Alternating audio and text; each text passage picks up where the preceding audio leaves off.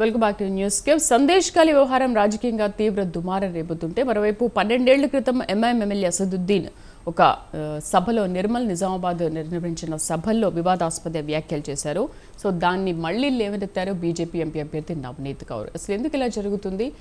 ఇంకొక 3 రోజులు మిగిలి ఉన్న నేపథ్యంలో ఈ ప్రచార సభల్లో ఇంకా ఎటువంటి అంశాలు చోటు చేసుకోనున్నాయి మాట్లాడదాము. దీనిపైన డిస్కస్ చేయడానికి మనతో పాటు డిబేట్లో పార్టిసిపేట్ చేస్తున్నారు మామిడి గిరిధర్ గారు, రాజకీయ విశ్లేషకులు, అలాగే అందెం రామరెడ్డి గారు, బీజేపీ సీనియర్ నాయకులు. నమస్తే అండి, గుడ్ మార్నింగ్. నమస్తే అండి రామరెడ్డి గారు. నమస్తే. నమస్తే అండి రామరెడ్డి గారు, ఎప్పుడో 12 ఏళ్ల క్రితం జరిగిన దాన్ని అసలు ఆ వ్యవహారాన్ని మళ్ళీ ఇప్పుడు లేవనెత్తడం ఎందుకు? ప్రతి ప్రచార సభల్లో కానీ ప్రతి విషయాల్లో కానీ బీజేపీనే ఎందుకు టార్గెట్ చేస్తున్నారు? బీజేపీ పైనే ఎందుకు ఇలాంటి విమర్శలు వస్తున్నాయి? 2013లో అక్బరుద్దీన్ ఓవైసీ మహాఘోరంగా మాట్లాడిండు, మామూలు కాదు. ఇది ఒకటి దేశ వ్యతిరేకంగా, ఇంకోటి పూర్తి హిందూ సమాజానికి వ్యతిరేకంగా, ఇంకొకటి శ్రీరాముడు మాత కౌసల్యాదేవిని ఘోరంగా అవమానించే తీరుగా. ఓకే. తర్వాత 2019లో దాన్ని సమర్థించుకున్నాడు, నేను దానికి కట్టుబడి ఉన్నానని. 2019 లోక్సభ ఎన్నికల్లో నేను అన్నదానికి కట్టుబడి ఉన్నాను సమర్థించుకున్నాడు. ఇప్పుడు లోక్సభ ఎన్నికలు వచ్చినాయి, అక్కడ ఓవైసీ వాళ్ళతో బీజేపీకే మెయిన్ పోటీ ఉంది. నవనీత్ కౌర్ గారు ఎక్కడ ముస్లింలను టార్గెట్ చేయలేదు, ముస్లింలు అనలేదు, చోటే బడే అన్నారు, ఓన్లీ ఓవైసీలనే అన్నారు. ఓవైసీలో ఇంకా అంత ఘోరంగా మాట్లాడదు కాబట్టి వాళ్ళను అనడంలో ఏమి తప్పులేదు. ఎంత ఘోరంగా మాట్లాడినట్టు ఇప్పుడు నేను టీవీ ఛానల్ చెప్పలేను, అంత దుర్మార్గంగా మాట్లాడదు. ఒక శ్రీరాముని విషయంలో, మాత కౌశల్య విషయంలో. అదే మన హిందువుల విషయం ఏమంటే, ఏ హిందుస్థానీ తుమ్ 100 కరోడ్ అయినా, హిందుస్థానీ అంటే దేశంని కూడా సంబోధించినట్లు.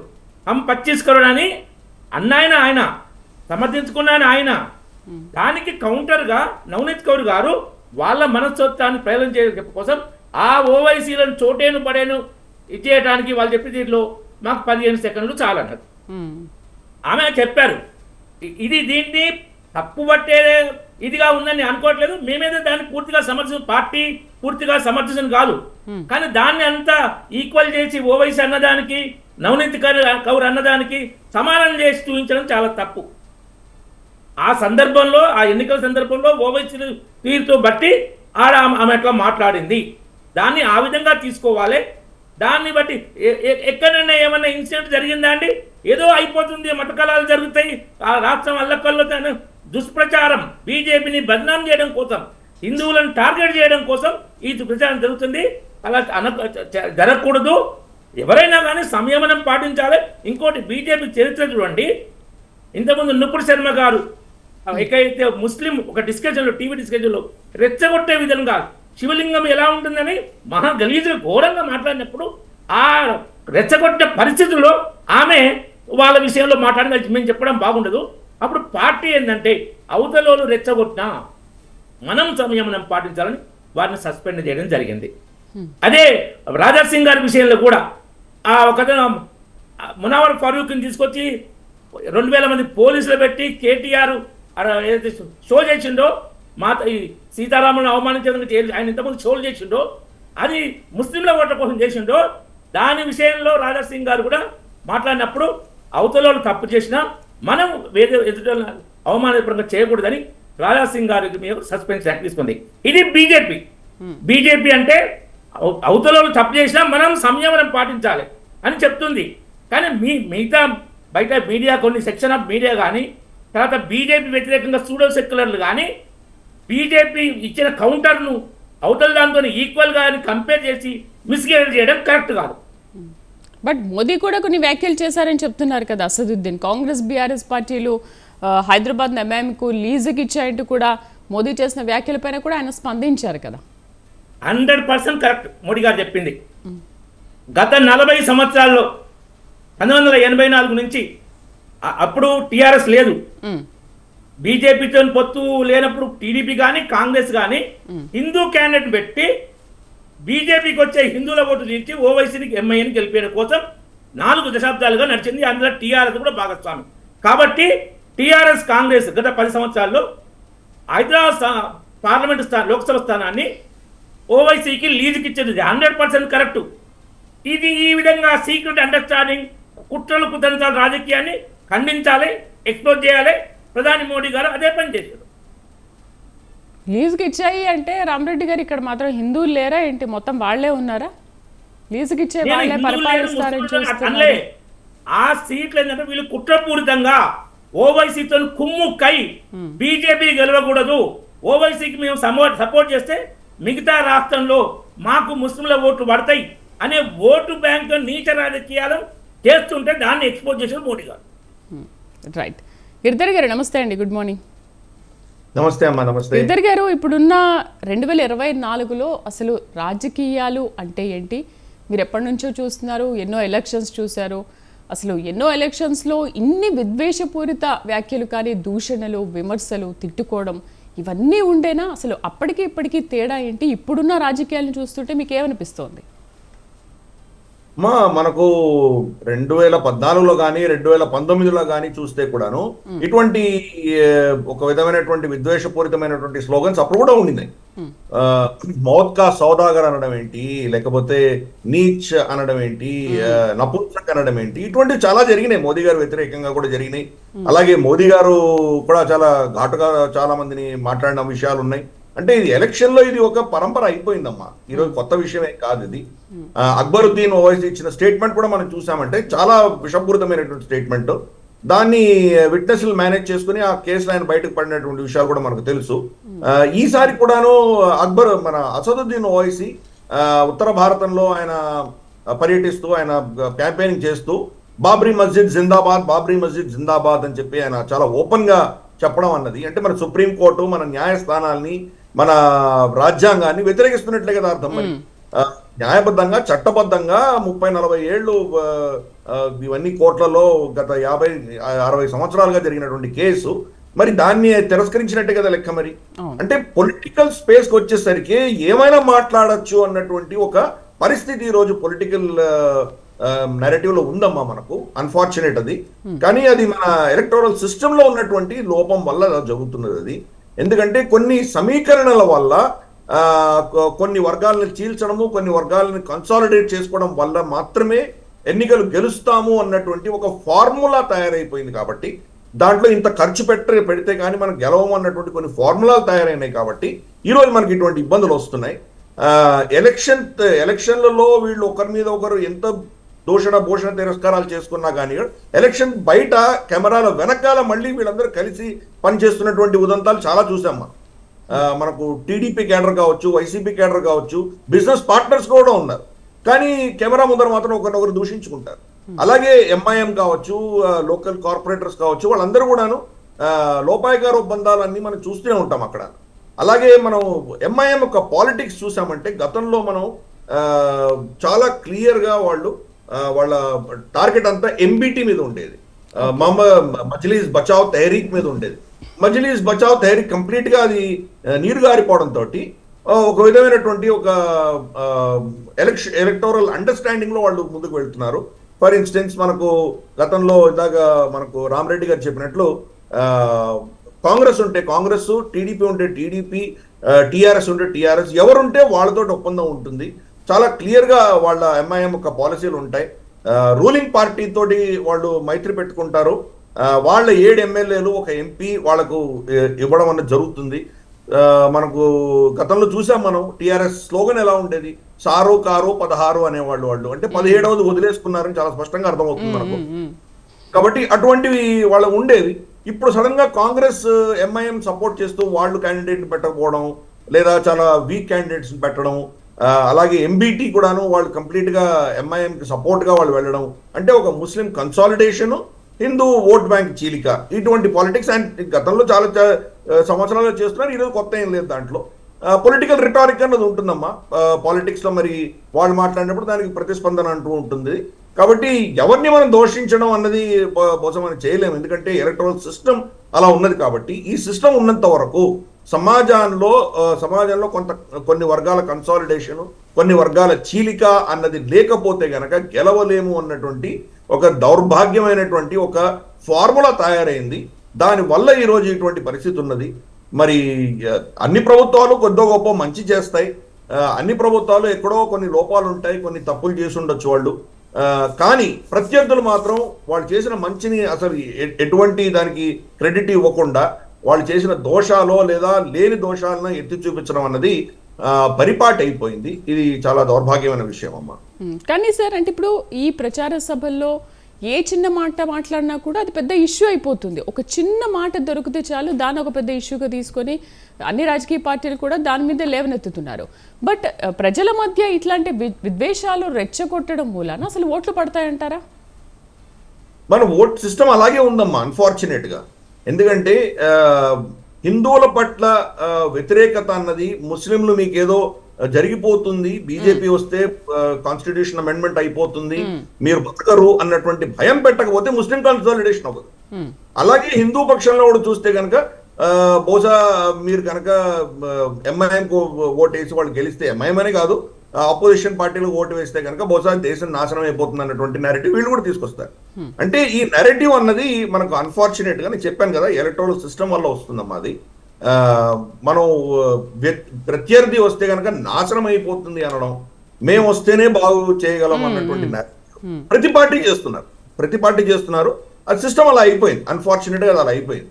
మరి చంద్రబాబు నాయుడు గారు ఉన్నప్పుడు చాలా డెవలప్మెంట్ చేశారు, అలాగే మనకు జగన్ వచ్చినప్పుడు డెవలప్మెంట్ లేదని ఎలా అనగలం మనం? అలాగే కేసీఆర్ గారు ఉన్నప్పుడు డెవలప్మెంట్ జరిగింది, జరగలేదని అనడానికి వీల్లేదు. రేవంత్ రెడ్డి గారు వచ్చిన తర్వాత ఆయన తరహా ఆయన చేస్తున్నారు. సో ఏ ప్రభుత్వం వచ్చినా కొద్ది గొప్ప డెవలప్మెంట్ జరిగి తీరుతుంది, కొన్ని లోపాలు ఉంటాయి. ప్రజలలో ఏమవుతుందంటే ఈ డెవలప్మెంట్కి కాకుండా, ఫర్ ఇన్స్టెన్స్ మనకు వాజ్పేయి గారు షైనింగ్ ఇండియా క్యాంపెయిన్ చేసి కూడా ఆయన ఓడిపోయారు. అలాగే చంద్రబాబు నాయుడు గారు అప్పట్లో ఉమ్మడి రాష్ట్రం ఉన్నప్పుడు ఆయన చాలా గొప్ప అడ్మినిస్ట్రేటర్ పేరు తెచ్చుకున్న వ్యక్తి, అతను ఓడిపోయాడు.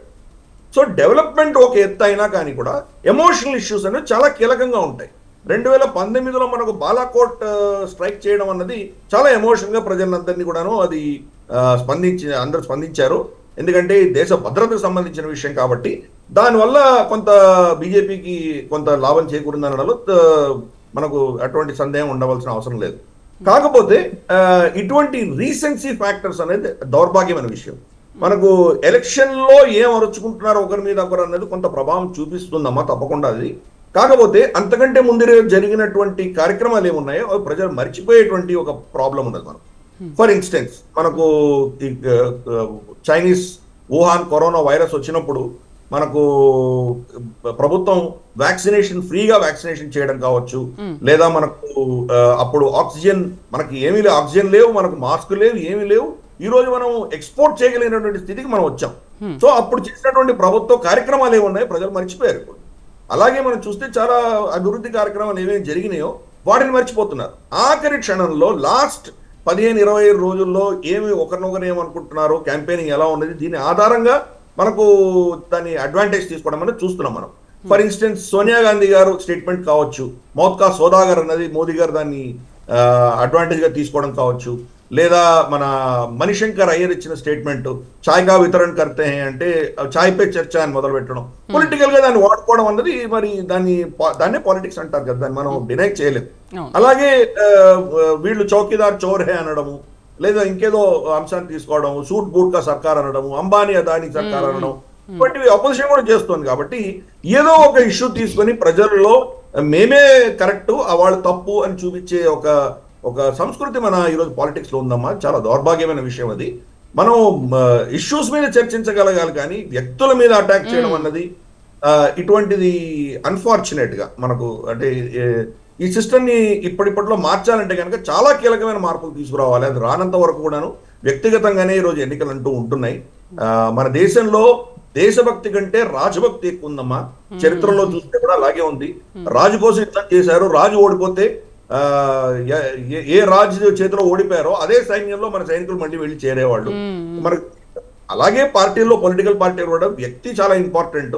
ఆ వ్యక్తికి దేశానికి వ్యతిరేకంగా మాట్లాడినా, దేశ హితం కోసం మాట్లాడినా, ఏదైనా కానీ వ్యక్తి ఇంపార్టెంట్ అన్నటువంటి ఒక సంస్కృతి మన దగ్గర ఉన్నది. నిన్నటి దాకా ఒక పార్టీలో ఉండి ఆ పార్టీ అధినేతను సమర్థిస్తూ ప్రత్యర్థిని తిడుతున్నటువంటి వ్యక్తి పార్టీ ఫిరాయించిన తర్వాత కంప్లీట్ 180 degrees ఆపోజిట్ గా మాట్లాడుతున్నాం మనం చూస్తున్నాం మనం. కాబట్టి ఆ వ్యక్తి రాజకీయాలు అన్నది మన దేశంలో చాలా కీలకంగా ఉన్నాయమ్మా. మనకు సిద్ధాంతపరమైన రాజకీయాల కంటే కూడా వ్యక్తి రాజకీయాలు చాలా కీలకమ్మా. రైట్. రామరెడ్డి గారు, ఏంటి మరి ప్రజల మధ్య విద్వేషాలు రెచ్చగొట్టడం మూలాన ఓట్లు పడతాయి అనుకోవచ్చా? ఎందుకంటే ఒక ప్రధానమంత్రి హోదాలో ఉండి కూడా ప్రధాని స్థాయికి కాకుండా ఇంకా ఇలాంటి మాటలు మాట్లాడడం వల్ల ప్రజల్లో ఎటువంటి పాజిటివ్ నెగిటివ్ ఎలాంటి సంకేతాలు వెళ్తాయంటారు? అంటే దీనివల్ల ఎలా ఓట్లు పడతాయి అనుకుంటున్నారు మీరు? ప్రధాని గారు ఎక్కడా వారి స్థాయిని దించుకొని మాట్లాడలే.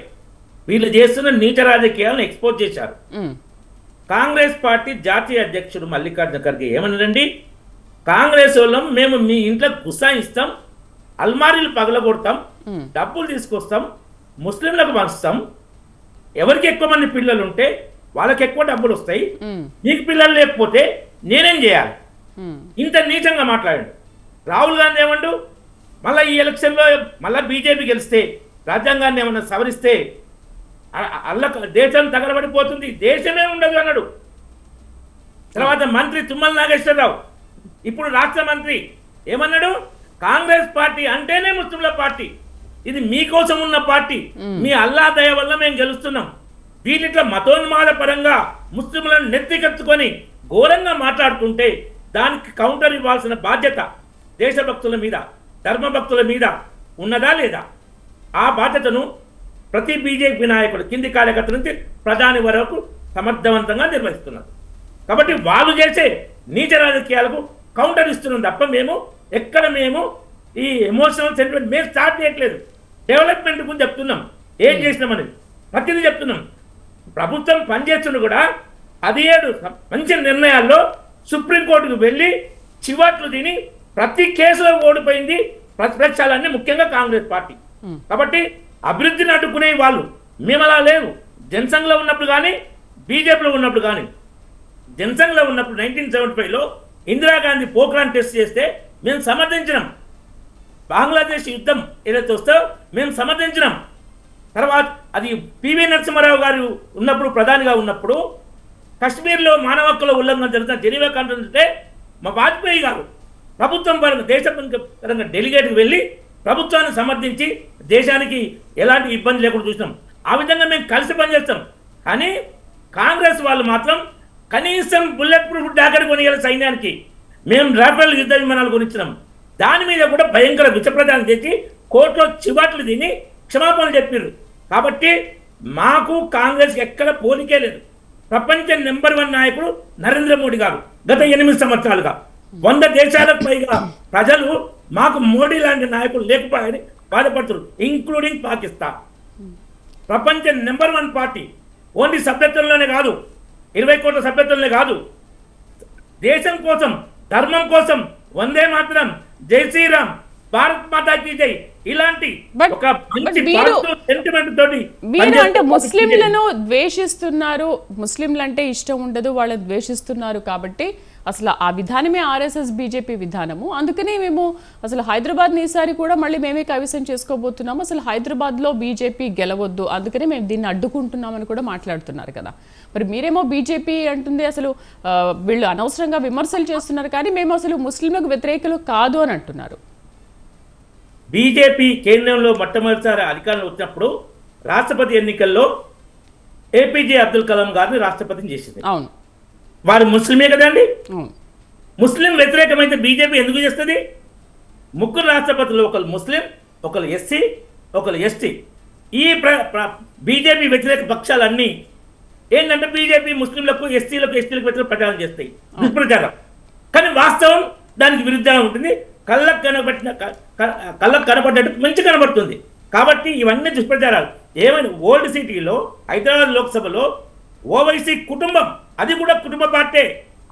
ఎట్లయితే కేసీఆర్ పార్టీ, కాంగ్రెస్, సోనియా గాంధీ ఆగనే ఓవైసీ కూడా, ఎంఐఎం కూడా కుటుంబ పార్టీ.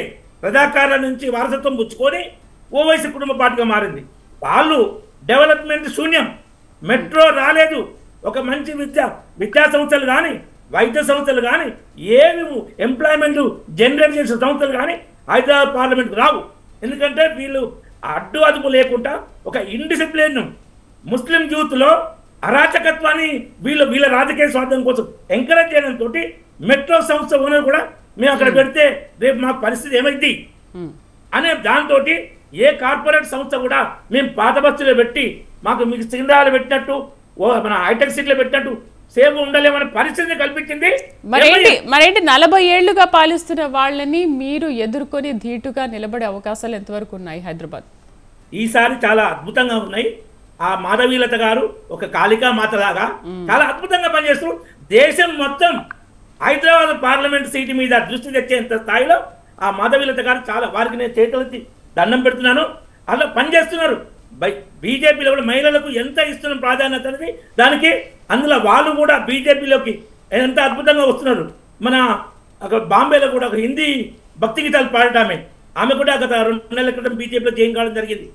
ఎందుకంటే దేశం ధర్మం ఇంకో మహిళలకు కూడా గౌరవం మన మన భారతీయ సంస్కృతి మహిళా రిజర్వేషన్ తెచ్చింది కూడా మోడీ ప్రభుత్వం. కాబట్టి ఇక్కడ ముస్లింల మహిళలకు కూడా ట్రిపుల్ తలాక్ ఒక బాధను విముక్తి కలిగించి వాళ్ళని కూడా హిందూ ముస్లిం అనే భేదం లేకుండా బీజేపీ పనిచేస్తుంది. సబ్కా సాత్ సబ్కా వికాస్ సబ్కా విశ్వాస్ అండ్ సబ్కా ప్రయాస్ ఆ దిశలో బీజేపీ పనిచేస్తుంది. ఇది వీళ్ళకు నచ్చట్లేదు. రైట్. ఇక లోక్సభ ఎన్నికల వేళ పశ్చిమ బెంగాల్లో సందేశ్కాలి ఆందోళన వ్యవహారం అనేది తీవ్రంగా రాజకీయ దుమారం రేపుతోంది. దీనిపైన సార్ గిరిధర్ గారు, లోక్సభ ఎన్నికల వేళ ఇలాంటి దూషణలతో పాటు ఇప్పుడు సందేశ్కాలి ఆందోళన వ్యవహారం అనేది కూడా రాజకీయంగా తీవ్ర దుమారం రేపుతోంది. అసలు సందేశ్కాలి అనేది నిజంగా అమ్మాయిల అకృత్యాలకు ఒక నిలయంగా మారింది అనుకోవచ్చు. ఎందుకంటే పార్టీలో ఉన్న వాళ్ళు ఇలాంటి పనులు చేస్తున్నప్పుడు పార్టీ ఎందుకు వారిపైన అసలు చర్యలు తీసుకోవడం లేదంటారు? అమ్మాయిలు ఎందుకు వాళ్ళకి బలవ్వాల్సి వస్తుందంటారు? అసలు సందేశ్కాలి ప్రాంతం అనేదే ఒక భయంకరమైన ప్రాంతం అని అంటుంటారు కదా, మీరు దీని గురించి ఏమంటారు? చాలా దౌర్భాగ్యమైన విషయం అమ్మా. నిజంగా బెంగాల్లో స్త్రీలకు ఎటువంటి రక్షణ లేదు, ముఖ్యంగా హిందూ స్త్రీలకు ఎటువంటి రక్షణ లేదు అన్నటువంటి అంశం మనకు తెలిసినదే. గతంలో బెంగాల్ అసెంబ్లీ ఎన్నికల తర్వాత దౌర్భాగ్యమైనటువంటి విషయాలు అందరూ కనుక మనం మళ్ళీ దాన్ని స్మరించుకుంటే చాలా దుఃఖం వస్తుంది. స్త్రీలని చాలా అతి కిరాతకంగా మానభంగాలు చేసి వాళ్ళని జై శ్రీరామ్ అని వాళ్ళతోటి నినాదాలు చేపించి మీ రాముడు వచ్చి కాపాడతాడా మిమ్మల్ని అన్నటువంటి ఘటనలు మనకు తెలుసు. ఇంతటి దౌర్భాగ్యమైనటువంటి పరిస్థితులు అయినా కానీ కూడా వాళ్ళ మీద చర్యలు తీసుకోకపోవడం అన్నది ఓట్ బ్యాంక్ రాజకీయాల పరాకాష్ఠ కింద మనం భావించాలి. సందేశ్కాలిలో కూడా అదే జరిగింది. సందేశ్కాలిలో ఉన్నటువంటి ముస్లిం మెజారిటీ ఎవరైతే అక్కడ ఓట్ బ్యాంక్ పాలిటిక్స్ అన్న ఉన్నాయో దాని ఆధారంగా ప్రభుత్వాలు దాన్ని స్త్రీలకు ఏం జరిగినా కానీ కూడా దాన్ని వాళ్ళు ఏమి జరగలేదు అని చాలా బ్లేటెంట్ గా ఆవిడ మమతా బెనర్జీ చెప్పడం అనేది ఎంత దౌర్భాగ్యం. ఆవిడ స్త్రీ అయి ఉండి సందేశ్కాలిలో బీజేపీ దీన్ని రాజకీయం చేస్తోంది అనడము, అలాగే ఒత్తిడి తీసుకొచ్చి ఒక స్త్రీని అక్కడ ఒక కేసుని విత్డ్రా చేయించడం అన్నది కూడా చూసాం మనము. మాకేమి జరగలేదు, వాళ్ళు టీఎంసీ వాళ్ళు మమ్మల్ని ఏమి చేయలేదు అని చెప్పి ఒక కంప్లైనెంట్ ఒక స్త్రీ ఆవిడ ఫైల్ చేసిన కంప్లైంట్ వెనక్కి తీసుకుంది. అంటే ఎంతటి ఒత్తిడి అక్కడ పొలిటికల్ గా తీసుకురాగలుగుతుందో, ప్రభుత్వాన్ని ఎంత దుర్వినియోగం చేస్తున్నారో మనం అర్థం చేసుకోవచ్చు. అక్కడ ఆ స్త్రీలకి ఇటువంటి అత్యాచారాలు జరిగినా కానీ కూడా ఓట్ బ్యాంకు సత్తా అని చాలా ముఖ్యము అన్నటువంటి నిర్ణయం అది ఒక స్త్రీ చీఫ్ మినిస్టర్ అయి ఉండి తీసుకోవడం అన్నది అసలు దీన్ని అసలు ఎవరు కూడా దీన్ని క్షమించలేం మనము. అంతటి దారుణమైన పరిస్థితి అక్కడంతా ఉన్నది. బంగ్లాదేశ్ ని ఆనుకొని ఉన్నటువంటి జిల్లాలన్నీ కూడాను ఓట్ బ్యాంక్ పాలిటిక్స్ గా కమ్యూనిస్టులు చేశారు. కమ్యూనిస్ట్ 25-30 ఏళ్ల పరిపాలనలో వీళ్ళందరికీ కూడాను అక్కడ వచ్చి ఓట్ బ్యాంకులు వాళ్ళకు ఓటర్ ఐడీలు ఇవ్వడం ఏంటి, రేషన్ కార్డులు ఇవ్వడం ఏంటి, ఇవన్నీ చేసి వాళ్ళు భారత పౌరులుగా ఈ రోజు లిటరల్ గా ఉన్నారు. వాళ్ళు పౌరులు కాకపోయినా కానీ కూడా వాళ్ళ ఓట్ బ్యాంక్ ని ఎవరు చీల్చలేనటువంటి పరిస్థితి. ఆ ఓట్ బ్యాంక్ ఎన్ మాస్ కంప్లీట్ గాను మనకు కమ్యూనిస్టుల నుంచి టీఎంసీకి ట్రాన్స్ఫర్ అయింది. రమారమి 30% ఓటు బ్యాంక్ ఆవిడకి అష్యూర్డ్ కాబట్టి వాళ్ళు ఏం చేసినా ఆవిడ దాన్ని సపోర్ట్ చేస్తూనే ఉంటుంది. ఆఖరికి మనకు బంగాల్లో వాళ్ళకు మనకు ఇంద్రధనస్సు అంటాం, దాన్ని వాళ్ళు రామ్ ధనస్సు అంటారు. వాళ్ళు మనకు మన రెయిన్బోని దాన్ని రామ్ ధనస్సు రాముడు పేరు ఉంది కాబట్టి తీసేసి దాన్ని రంగు ధనస్సు అనేది పెట్టింది ఆవిడ. అంటే ఎక్కడ కూడా పొరపాటున హిందూ పేరో రాముడి పేరో వస్తే కనుక ఎక్కడ ముస్లింలు బాధపడతారో అన్నటువంటి ఒక దారుణమైనటువంటి ఒక ఓట్ బ్యాంక్ పాలిటిక్స్ అక్కడ చూస్తున్నాం మనము. రాష్ట్ర ముఖ్యమంత్రి ఒక స్త్రీ అయ్యుండి కూడా ఇంతమంది స్త్రీల మీద ఇంత దురాఘాతాలు అఘాత్యాలు జరుగుతుంటే ఖండించాల్సింది పోయి సైలెంట్ గా ఉండడం ఏంది? ఇంకోటి అక్కడ పోలీసులు కూడా అసలు వీటిపైన అసలు ఎటువంటి చర్యలు తీసుకోవడానికి భయపడతారు అంటుంటారు కదా, మరి రక్షణ ఎక్కడిది మహిళలకి? సైలెంట్ గా ఉంటే కూడా మనం దాన్ని ఏదో పోనీ ఆవిడ ప్రెషర్స్ ఏమున్నాయని వదిలేయచ్చు. సైలెంట్ గా కూడా లేదు, ఆవిడ ఓపెన్ గా వాళ్ళని సపోర్ట్ చేస్తున్నది. ఇన్ఫాక్ట్ సందేశ్ ఖాళీలో అత్యాచారాలు చేసినటువంటి వ్యక్తులను అరెస్ట్ చేసి బంగాల్ పోలీసు కేంద్ర ఏజెన్సీల చేతిలో దొరకకూడదు వాళ్ళని చెప్పేసి బంగాల్ పోలీసు అరెస్ట్ చేస్తే వాళ్ళు రాజుల్లాగా టీవీగా వెళ్తున్నటువంటి వీడియోలు చూసాం మనం. వాళ్ళకు విఐపి ట్రీట్మెంట్ ఇచ్చింది ఆవిడ. ప్లస్ సందేశ్ ఖాళీలో ఏమీ జరగలేదు అని చెప్పి చాలా బ్లేటెంట్ గా చెప్తోంది. ప్రతి న్యూస్ ఛానల్, ప్రతి ఎన్జిఓ అక్కడికి వెళ్ళి వాళ్ళతో అందరితో మాట్లాడి అక్కడ ఉన్నటువంటి సత్యాసత్యాలు కనుక్కొని ఇది జరిగింది, అక్కడ అత్యాచారాలు జరిగినాయి అని అందరూ చెప్తుంటే ఆవిడ మాత్రం ఏమీ జరగలేదు, ఎవరు తప్పు చేయలేదు, ఇది బీజేపీ రాజకీయం చేస్తోంది అని చెప్పి చాలా బ్లేటెంట్ గా చెప్పడం అన్నది మనం చూసాం. మనం ఒక స్త్రీ చీఫ్ మినిస్టర్ అయి ఉంది. చాలా దౌర్భాగ్యమైన విషయం ఇది. ఇన్ఫాక్ట్ గత అసెంబ్లీ ఎన్నికలలో టిఎంసీ గెలిచిన తర్వాత టిఎంసీని సమర్థించిన హిందూ స్త్రీల పట్ల కూడా అత్యాచారాలు జరిగినాయి. అయినా కానీ కూడా ఆవిడ పట్టించుకోలేదు. సో దీన్ని అసలు ఆవిడ నిజంగా అసలు ఏమన్నా ఆవిడ ఎవరైనా మానత్వం ఉన్నదా లేదా స్త్రీల పట్ల ఆవిడకి ఏమైనా గౌరవం అంటూ ఉన్నదా లేదా అన్నది పుట్టాలి నిజంగా. సో అటువంటి మరి రాజకీయాలు ఈ దేశంలో మరి జరుగుతున్నప్పుడు దాన్ని నిజంగా ప్రజలందరూ ఖండించవలసిన విషయం. ప్రజలందరూ అర్థం చేసుకుని ఇటువంటి రాజకీయ శక్తులను, ఈ ఓట్ బ్యాంక్ పాలిటిక్స్ తర్వాత మత రాజకీయాలను రెచ్చగొట్టేటువంటి దిశగా చేస్తున్నటువంటి వీటినన్నింటినీ ఓడించవలసిన ఆవశ్యకత, బాధ్యత ప్రజల మీద ఉందమ్మా. ప్రభుత్వాలు చేయవలసిన చేయాలి. బహుశా కేంద్ర ప్రభుత్వం చేయవలసిన దాంట్లో కొంత జాప్యం జరిగిందని మనం ఒప్పుకోవాల్సిందే. మనకున్నటువంటి డెమోక్రసీ కంటే ఎక్కువ డెమోక్రాటిక్ గా ఉన్నారా మోదీ గారు అన్నది నాకు ఒక పెద్ద ప్రశ్న పడుతుంది. ఆయన డెమోక్రాట్ కాదు, డిక్టేటర్ అవుతున్నాడు అని చెప్పి చాలా మంది మన అమెరికా నుంచి ఇతరత్ర పాశ్చాత్య దేశాల నుంచి పనికిమాలిన రిపోర్ట్లు రాస్తుంటారు. కానీ ఆయన అటువంటి ప్రభుత్వాన్ని ఎందుకు డిస్మిస్ చేయలేదు అని కూడా ప్రశ్నించవలసిన పరిస్థితి ఈ రోజు ఉన్నది మనకు. అంతటి కేంద్ర ప్రభుత్వం ఖండిస్తున్నప్పటికీ కూడా బీజేపీని వాళ్ళు తీవ్రంగా విమర్శిస్తున్నారు కదా టీఎంసీ. టీఎంసీ వాళ్ళ పాలిటిక్స్ చేస్తున్నారు. ఎందుకంటే వాళ్ళు ఓట్ బ్యాంక్, వాళ్ళకు ఉన్నటువంటి ఓట్ బ్యాంక్ వాళ్ళు కాపాడుకోవడం కోసం బీజేపీని, హిందువులని ఎంత తిడితే అంత వాళ్ళ కన్సాలిడేషన్ అవుతుందా అన్నటువంటి పద్ధతిలో వాళ్ళు చేస్తున్నారు. కానీ ప్రభుత్వ పరంగా ఇటువంటి అత్యాచారాలు చేస్తూ రాష్ట్ర ప్రభుత్వం యొక్క ఫెయిల్యూర్ అయినప్పుడు కేంద్ర ప్రభుత్వం తీసుకోవాల్సిన చర్యలు చాలా ఉన్నాయి. బహుశా అవి తీసుకొని ఉంటే ఇంకా బాగుండేదని మనకు అనిపిస్తున్నది. బహుశా వాటిని డిస్మిస్ చేయడమో లేదా కొంతకాలం కొన్ని ప్రాంతాల్లో, ఫర్ ఇన్స్టెన్స్ సందేశ్ ఖాళీలో మాత్రమే కేంద్ర పాలిత ప్రాంతం కింద డిక్లేర్ చేయడం లాంటివి చేసి ఉండాల్సింది. కానీ భారత ప్రభుత్వం రాష్ట్ర ప్రభుత్వానికి ఉన్నటువంటి అధికారాలు, వాళ్ళకు ఉన్నటువంటి బాధ్యతలను గౌరవిస్తూ వెస్ట్ బెంగాల్ ప్రభుత్వానికి ఓన్లీ నోటీసులు ఇష్యూ చేశారు, వాళ్ళకి ఏదో అడ్వైజర్లు ఇచ్చారు. కానీ వాళ్ళ పరిధిలో ఉన్నటువంటి చట్టపరంగా వాళ్ళకు ఉన్నటువంటి అధికారాలను ఉల్లంఘించి కేంద్ర ప్రభుత్వం ఏమీ చేయలేదు. ఇది మనకు కావాల్సిన డెమోక్రసీ కంటే ఎక్కువ డెమోక్రసీ ఉందని నేను బాధపడుతున్నాను. నిజంగా అటువంటి పరిస్థితులలో కేంద్ర ప్రభుత్వం జోక్యం చేసుకుని ఆ ప్రాంతానికి, సందేశ్ ఖాళీని కనీసం అది కేంద్ర పాలిత ప్రాంతం కింద డిక్లేర్ చేసి, అంటే టెంపరీగా వాళ్ళు కేంద్ర బలగాలు వెళ్ళి అక్కడ స్త్రీలకు రక్షణ కలిగించవలసినటువంటి అవసరం ఉండేదేమో.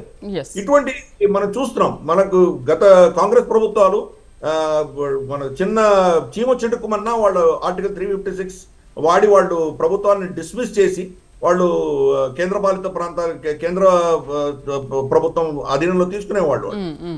మోదీ ప్రభుత్వంలో చేయట్లేదు. ఆయన నిజంగా చూస్తే కనుక గత కొన్ని సంవత్సరాలుగా, ఒక 30-40 సంవత్సరాలుగా చూస్తే కనుక బహుశా అందరికంటే ఎక్కువ డెమోక్రసీ ఉన్నటువంటి అధినేత ఎవరున్నారంటే మోదీ గారు అని చెప్పాలి.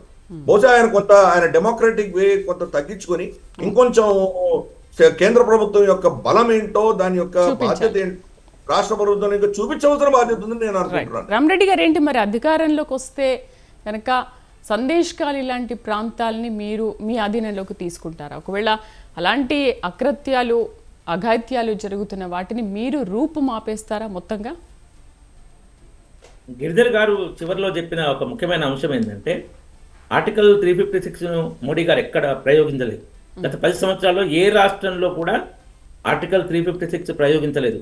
మన ఎన్టీ రామారావు గారికి మెజారిటీ ఉన్నా కూడా రామ్లాల్ గవర్నర్ను వాడి కాంగ్రెస్ ఆర్టికల్ 356 ద్వారా మన ఎన్టీ రామారావు అని దించి నాగేంద్ర భాస్కర్ తెచ్చి మళ్ళా 25 రోజుల్లో మెజారిటీ ఆయన ప్రూవ్ చేసుకోలేకపోతే మళ్ళీ రామారావుని తీసుకురావడం జరిగింది. ఇలాంటి ఎన్నో 30-40 సందర్భాల్లో కాంగ్రెస్ పార్టీ దేశం మొత్తంలో కశ్మీర్ నుంచి కన్యాకుమారి వరకు చేసింది. కానీ మోడీ గారు రాజ్యాంగం ప్రకారమే నడవాలి ప్రభుత్వాలు. రాజ్యాంగం ప్రకారం సుప్రీంకోర్టు జడ్జి విషయంలో, చీఫ్ జస్టిస్ విషయంలో కూడా ఆమె అక్కడ ఎమర్జెన్సీ తర్వాత ఆమె కేసు అయితే అలహాబాద్ హైకోర్టులో ఆమె ఎన్నిక చెల్లదని తీర్పిచ్చిందో అప్పుడు ఆమె జూనియర్ జడ్జిను చీఫ్ జస్టిస్ చేసి ఎంహెచ్ బేగ్ అనుకోండి, తర్వాత ఆయన మైనార్టీ కమిషన్ కూడా జరిగింది. ఇట్లా జూనియర్ జడ్జి చేసి తనకు అనుకూలంగా వాడుకుంది రాజ్యాంగ వ్యవస్థలను, రాజ్యాంగాన్ని ఉల్లంఘించి అపాయింట్మెంట్లు. మోడీ గారు అలాంటి ఏమి జరగకూడదని, ఇంక్లూడింగ్ కవిత అరెస్ట్ విషయంలో అవి సెంట్రల్ ఏజెన్సీసే చూసుకుంటాయి, కేంద్ర ప్రభుత్వం అందులో ప్రమేయం ఉండదు. ఎవరన్నా కొంతమంది నాయకులు తెలవక మేము అరెస్ట్ చేస్తాం అదంటే తప్పు, మనం అందులో ఇన్వాల్వ్ కాము. ఆ టైంకి అవి ఎప్పుడు చేయాలో ఏం చేయాలో పూర్తి స్వేచ్ఛ వాటికే ఉంటుందని ప్రాక్టికల్గా రాజ్యాంగాన్ని సంపూర్ణంగా గౌరవిస్తూ ప్రజాస్వామ్యబద్ధంగా పరిపాలిస్తున్న వ్యక్తి ప్రధాని మోడీ గారు. ఇక తర్వాత కొన్ని విపరీత పరిస్థితులు వస్తే ఓసారి అప్పుడు అది డైరెక్ట్ కేంద్ర ప్రభుత్వం కాకుండా న్యాయస్థానాలకు వెళ్ళి న్యాయస్థానాల ద్వారా కేంద్రం డైరెక్షన్ తీసుకొని ఇన్వాల్వ్ అయ్యే పరిస్థితి రావచ్చు. సందేశ్ ఖాళీ విషయంలో ఇప్పుడు సందేశ్ ఖాళీ టాపిక్ వచ్చినప్పుడు నా కళ్ళల్లో నీళ్లు తిరిగినాయి. ఎందుకంటే దళిత మహిళల మీద ఎంతోమంది మహిళల మీద ఘోర అత్కృత్యాలు జరిగినాయి. ఇప్పుడు సెక్యులర్ జర్నలిస్టులు, సెక్యులర్ లీడర్లు చెప్పుకునే వాళ్ళు నిన్న ఒక ఆమె మాట్లాడిందండి, ఏది మన రాజదీప్ సర్దేశాయ్ ఉంది కదా, ఆయన మెయిన్ యాంకర్ ఉన్న టీవీ ఛానల్లో ఆయన భార్య సాగరికా ఘోష్ ఇది సందేశ్ ఖాళీ విషయం బయటకు వచ్చినప్పుడు మాట్లాడలే. ఇన్ని రోజులు నెల 10 అయినా నిన్నెవరో ఇద్దరు విత్డ్రా చేసుకుని కంప్లైంట్ అనగానే ఇది రాజకీయంగా వాడుకుంటున్నారు అది ఇదని చాలా ఓవర్గా విమర్శలు చేశారు. ఇప్పుడు దేశవ్యాప్తంగా వందల కొద్ది లవ్ జిహాదులు ఇన్ని జరుగుతుంటే కూడా ఏ ఒక్క సోకాల్డ్ సెక్యులర్ జర్నలిస్టులు అని చెప్తారో మన ఏమంటారంటే అనలిస్టుల పేరు మీద తిరకపల్లి రవి కానీ, కోటేశ్వరరావు కానీ, ఈ మా వీరయ్య కానీ, ఈ పాపారావు కానీ, లక్ష్మీనారాయణ కానీ, ఇంకా పీడబ్ల్యూ పద్మ కానీ, ఓ దేవి అంటాను కానీ, వీళ్ళెవ్వరు ఎక్కడ హిందువుల మీద జరిగిన అన్యాయాల గురించి మాట్లాడలే, ఇంక్లూడింగ్ సందేశ్ ఖాళీ. వీళ్ళు ఏమన్నా ఎక్కడన్నా జరిగింది, మైనార్టీకి జరిగింది, బీజేపీ రాష్ట్రంలో జరిగింది అంటే మాత్రం పరిగెత్తుకొచ్చి రకరకాల విష ప్రచారాలు చేస్తారు. కాబట్టి పశ్చిమ బెంగాల్లో వారు చెప్పినట్టు ఎంత దుర్మార్గంగా జరుగుతుందంటే బెస్ట్ చెప్తున్నా, అధీర్ రంజన్ చౌదరి కాంగ్రెస్ లోక్సభలో ప్రతిపక్ష నాయకుడు, మీరు టీఎంసీ మమతా బెనర్జీకి ఓటేయకండి, బీజేపీకి ఓటేయండి అని పిలిపించాడు. అంత ఘోరంగా జరుగుతుంది పశ్చిమ బెంగాల్లో. కాబట్టి అవన్నీ మళ్ళీ ఇండిపెండెంట్ పార్టీలే, కాంగ్రెస్ వాళ్ళతోని కమ్యూనిస్టులు, టీఎంసీ, ఆ సిపిఐ ఇలాంటి వాళ్ళతో పిఎఫ్ఐ దానికి దుర్మార్గాలు, దేశ వ్యతిరేకంగా, ధర్మ వ్యతిరేకంగా, హిందూ వ్యతిరేకంగా చేస్తుంది. దాటిని బీజేపీ కానీ మోడీ గారు కానీ వీలైనంత రాజ్యాంగం ప్రకారమే రామాలయంతో సహా చట్టబద్ధంగా న్యాయస్థానం ద్వారా సాధించే ప్రయత్నం చేస్తున్నారు. తప్పనిసరి పరిస్థితి వస్తే అశ్వత్థామ హతా కుంజరా నరా కుంజరా అనే పరిస్థితి వస్తే చేయాల్సి వస్తుంది, చేస్తుండొచ్చు. అది ముందే మేము చెప్పలేం, కానీ వీలైనంత వరకు 99% రాజ్యాంగబద్ధంగా పోవాలన్నదే బీజేపీ మోడీ విధానం. రైట్ అండి, థ్యాంక్ యూ. డిబేట్లో పార్టిసిపేట్ చేసినందుకు రాజకీయ విశ్లేషకులు మామిడి గిరిధర్ గారికి, అలాగే బీజేపీ సీనియర్ నాయకులు అందెం రామరెడ్డి గారికి థ్యాంక్ యూ అండి. సో ఇది లోక్సభ ఎన్నికల వేళ ప్రచార సభల్లో అధికార ప్రతిపక్షాల మధ్య మాటలు తూటాలు పేలుతున్నాయి. ఇంకొక 3 రోజులు మిగిలి ఉన్న నేపథ్యంలో ఇంకా ఎలాంటి వ్యాఖ్యలు బయటకు వస్తాయి, ఎలాంటి దూషణలు బయటకు వస్తాయి చూద్దాం. ఇది వాళ్ళ న్యూస్ కేఫ్ విత్ శ్రీదేవి. రేపటి న్యూస్ కేఫ్లో మళ్ళీ కలుద్దాం. నమస్తే.